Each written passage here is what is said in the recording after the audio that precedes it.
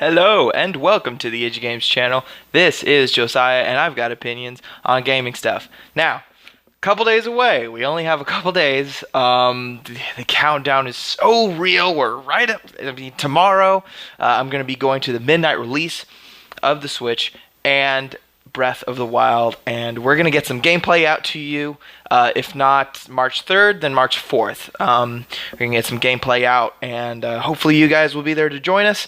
But let's talk about a couple things, just some side things. Now that now that we're almost there, now that we're really close, let's talk about some things, maybe references to past Zelda games that are in this game that I haven't discussed on this channel so far. Now, of course, it doesn't take much to look at Breath of the Wild and realize that it's going back to the roots of what Zelda was. I mean, you just look at the landscape. You have Twin Peaks, very similar to the original cover art in Zelda 1. You've got the fact that you can go in dungeons in any amount of order or do anything in any amount of order. And it's quite plain to see that there are many references to old games by simple mechanics that are involved in this game. But there's a couple more mechanics that we've seen recently that point a bit more to older Zelda games, and I think maybe this might point to this game being in the Downfall timeline for sure, but probably not. These are just kind of game mechanic things that were recycled from older games and that are now coming into this game. First off, would be the Master Sword. Now this is all the way from Zelda 1. Yes, spoiler, I guess. Well, okay, yeah, let's just say this. These are light spoilers. Me myself, I don't consider these spoilers because they're simple, like game mechanics and how you get certain items in the game. That's not really, to me, spoiler material, really, but it's some people consider it spoilers. So if you consider those kinds of things spoilers, click away right now. But how you get the Master Sword? You can find the Master Sword from the beginning of the game, of course, because you can do anything from the beginning of the game, of course. But you cannot pull the Master Sword out unless you have, I think, 8 hearts. So you need to complete, like, I think they said like 20 shrines before you get the Master Sword.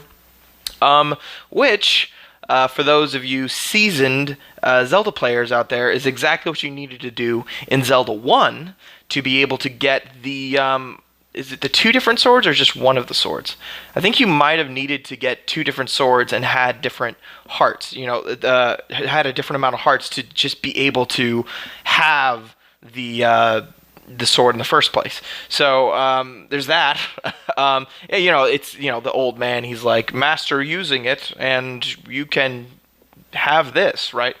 It was really vague, and we didn't know quite what that meant. I didn't know what that meant until I looked it up. But anyway, yeah, there's that, right? You have to be certain along in the game a certain amount to be able to upgrade your weapons, which is, I mean, that's just a Zelda.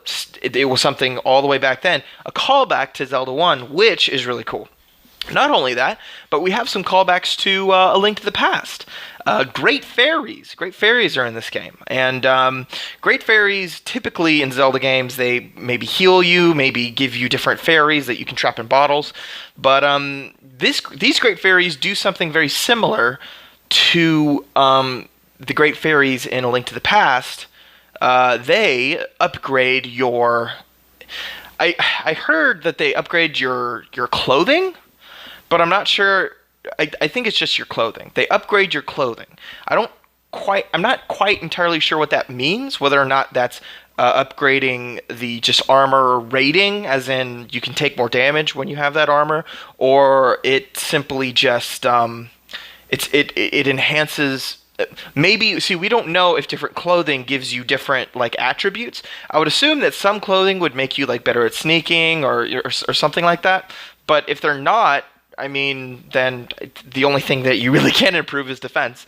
So that's all it would do. But I don't know. Maybe clothing does have different attributes in this game, and maybe the Great Fairy is able to upgrade that. That would actually be really good and really useful. I mean, it's just you wear certain clothes to be able to sneak around. I mean, I already know that's a thing, but it's simply, but it's not like, oh, this upgrades your stealth like the potion that you can make, that you can cook, I guess. Not it's not like the potion you can make. It's just that you can't wear like metal or heavy stuff, and then people won't be able to hear you as well. But I don't know. Maybe different clothing has just straight up, you can sneak better in this clothing. Who knows? Maybe the Sheikah clothing is that way. We don't know. We have no idea. So maybe the Great Fairy upgrades that. You know, who knows? And the Korok seeds. The Korok seeds, we know now, you get them, and I think you can get maracas too for some reason. You go to this one Korok person, and he gives you extra slots in your storage. That is amazing. That's awesome, because how many Korok seeds are there? There's like 900. I'm not entirely sure. If you know the specific numbers, please mention it in the comments. I don't know how many Korok seeds that you need to be able to get a whole extra slot in your inventory. I don't know how many Korok seeds you need to collect to be able to do that, but there are 900 Korok seeds, so you can upgrade your inventory depending on what the numbers are a lot. Oh, and another thing to mention back about the Great Fairy. The Great Fairy just won't upgrade your items for you. You have to provide her with some sort of items to trade to be able to do that. Also, rupees. Rupees in this game are incredibly valuable apparently. People will sell you things for ridiculous amounts of money, and you can't just hit grass and get money. I mean, it's very similar to the first Zelda game, where you needed to defeat enemies to get rupees. You needed to explore. You needed to find different things. There was farming in a sense, but for the most part, it was just walking around and killing enemies that gave you rupees. I haven't seen many instances in where people get rupees. I've seen that you can get rupees from enemies, but it's not super common, at least that I've seen. The only thing that I've really seen that you can get item-wise is their items or their attack weapons or something like that. So I don't know. Who knows? But all of these three things in this game, all are the same, are means to the same goal, and the goal is exploration. This game is a exploration game first, and I would say a puzzle game like maybe third or fourth. This is very similar to the way that the 2D Zeldas have been, Link Between Worlds. Just look at the 2D Zelda games. Most of them are not linear or as linear as the 3D Zelda games. Basically, they've just tried to make an adventure game, like strictly adventure. Now, all of these references to Zelda 1, or maybe even Zelda 2, because there's beaches, oh yeah, there's another reference. This is kind of a big spoiler too. The island from Link's Awakening is a real island. It's a real island. In Link's Awakening, if you don't know, Link's Awakening, the whole game is supposed to be a dream. But that island, I forgot what it's called, is in Breath of the Wild, and you can actually go there, which is like, what? Like, how did Link dream up an island that actually turned out to be true? That is, like, who knows? Like, we actually don't know. There's so much in that game. And just looking at the sheer size of the map, we're going to probably get a lot more surprises come March 3rd. But are all these references pointing to that for sure this game is going to be in the Downfall timeline?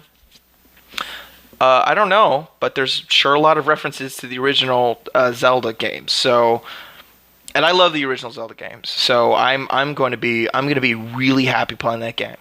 The only video I'll be posting, I'm not going to be posting a video tomorrow. What I will be doing, I'll try to film a video where I get the Switch. It won't be an unboxing video. It'll be me going down to the GameStop and doing all that stuff. I'll try to film that and get that up tomorrow, right after I do the stuff. And hopefully the day after, March 3rd, we're going to be able to do some gameplay for you guys. So hope you guys are there to see that. So I thank you very much for watching this. We're so close to Zelda Breath of the Wild. I can't wait. So I'll see you guys on the flip side. See ya.